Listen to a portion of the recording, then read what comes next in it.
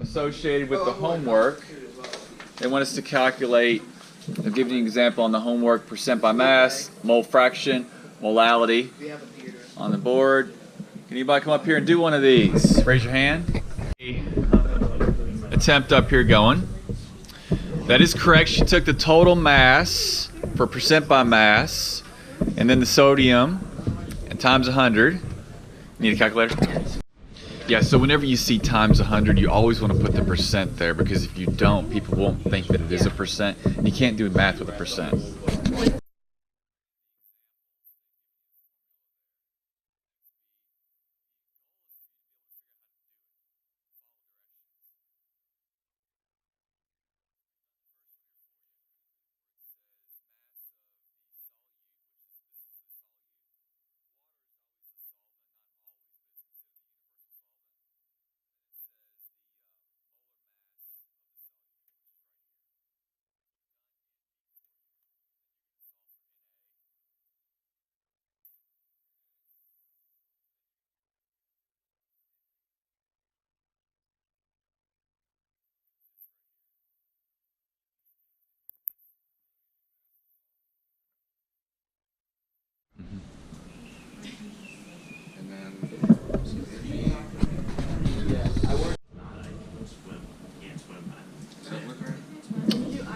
You had to use parentheses. Oops. You did, then you're good to go. Looks good right now.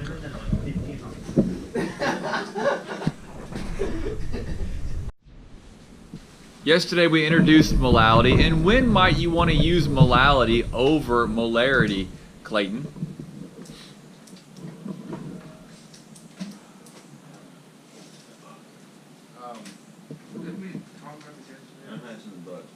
Yeah.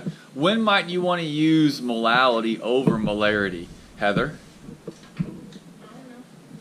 Well, if you've been following global warming, right, you'll notice that what happens to water when it's heated? It evaporates. Does it change its density? Yes. What does that mean? It turns into air. Does the volume expand? Yes. Yes. So that's really a concern with the oceans, is that the ocean volume can expand. So it's gonna open That is, up. if it gets warmer, the volume of the ocean water will expand. It'll be greater volume. They're saying, like, if the Antarctic, which is south, melts, it could raise the ocean levels 20 feet. That's just Antarctic. And then you got 8 feet, which would be the North Pole. Bye-bye wool. The coast next to us.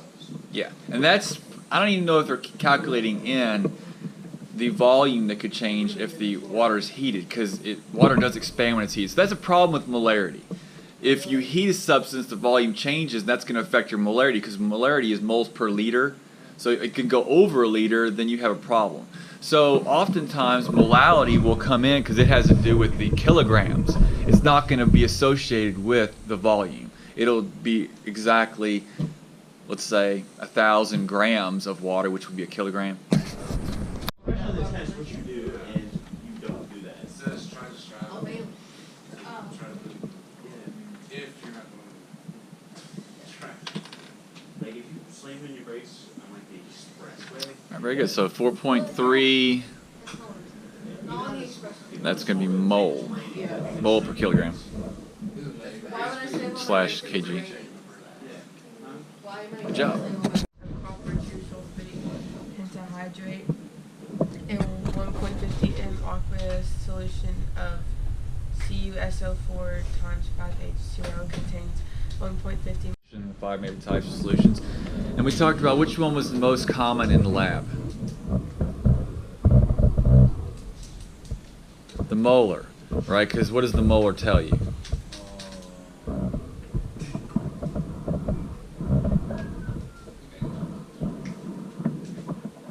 The number of things, number of atoms in solution. Now most labs are temperature regulated, so we don't have to worry about changes in volume drastically, but you get into the nature, you have to be a little concerned about that, and then you might see molality. In the lab, the most common equation you're going to be familiar with is this one right here, where it says M1 times V1 equals M2 times V2. It is the dilution equation for molarity. and it's very, very useful to us. So we turn the page. They give us an example on page 486, diluting stock solutions. Now, what you need to know the concentration of the solution you have on hand. It's required by law that you do that in the lab. You just can't have a solution up on the shelf. It has to be labeled, the molar concentration. You need to know the amount as well. We have to pour it out because the law says you can't keep chemicals out in the lab room. And if you go back into the stock room, you'll see them back there, but I just can't have them out in the lab. Like a real lab is like a clean room where everything's like dust is like to like minimum. So you Typically, yeah, just because of impurities. like big vents and stuff. Mm-hmm. All right, so you have to know the concentration that you have on the stock solution. You also need to know what you want to make and the amount you want to make. So let's do one of these sample problems. Well, 0.35 milliliters. Everybody see the 75? That means I'm going to measure out 75 milliliters of this. So I get a beaker. All mixing happens in a beaker. And I'm going to put 75 milliliters, hold on, of the 2.0 mole CaCl2. What's wrong? 0.5, not 0.500. Well, 0.5 liters should be 500. Yeah, I just converted to milliliters. Because I think they wanted it in milliliters. So if you had 0.5 liters, you're going to multiply, 1 liter is 1,000 milliliters. So 1,000 times 0.5 is 500. I have 75 in my beaker. I need 500. So what am I going to add to that? You can just subtract 500 minus 75 and get what you need. No, I've only got 75 in there, but I need 500. So what am I going to add to this? Why? You're going to add water to this. So you're going to add water in the amount, basically deionized water, distilled water, H2O, to the 500 milliliter mark. I think we're asking how much like water will we need. Okay, well that would be 425 milliliters. Yeah. Did you say that? Yeah, that's why I was asking. Couldn't you just do 500 minus 75? Then yeah, how much water do you need? That's what I was saying. Yes, you can do that. Excellent thing. There's always more than one way to solve a problem. Excellent job, Garrett. So now you would then label this. You'd get your little label, and you would put 0.3 m CaCl2, and then you'd probably write the date on there as well. Now in our lab, you have to have all of the MSDS safety data on there. That's the important part.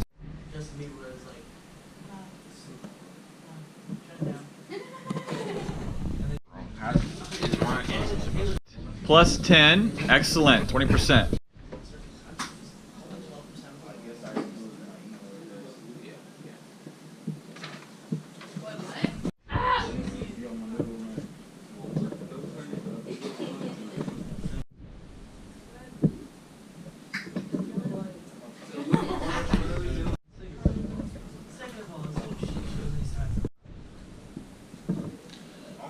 Yes, that is correct. That's going to be mole per kilogram. Vance, nice try on the first one. This right here, you're supposed to have the total. So percent by mass, you can have the total here. This is just the mass of the water. Here you have the mass of the solute, but you need to add that to here. So it's not going to be 25%. If you want to come up here and correct it, I can give you points for that. 25 times 100 divided by 125.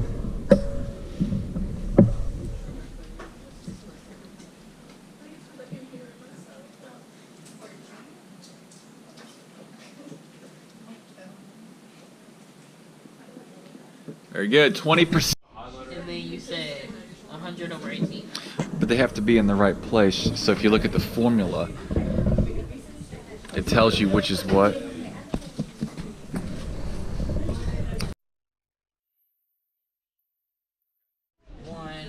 No, wouldn't it be 7.2? Yes, excellent job. And then, so since that is the answer to is the one that I did.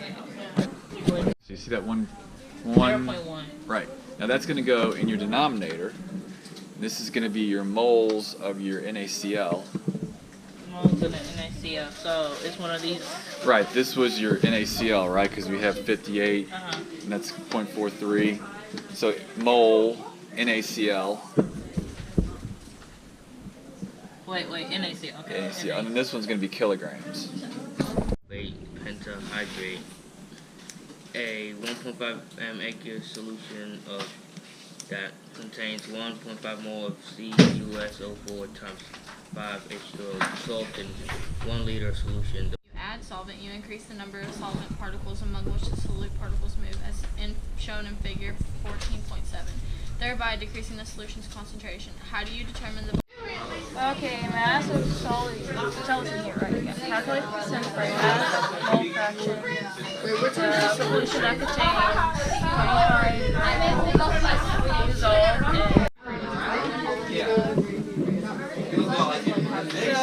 the mass of solution is this plus that.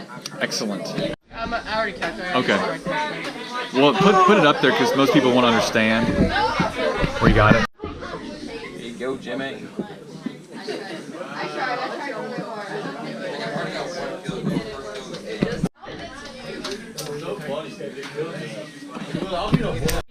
And NaCl.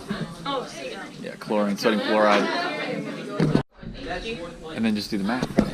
Hydrate, a 1.5 m aqueous solution of CuSO4 times 5 H2O contains 1.5 mole of CuSO4 times 5 H. Solvent. When you add solvent, you increase the number of solvent particles among which the solute particles move, as shown in figure. On your homework should say 20%, just like Sean said. So look there, 20% G-mole, and if you put 25 on the top, 25 grams divided by this, you're going to get mole because the grams will cross out. Is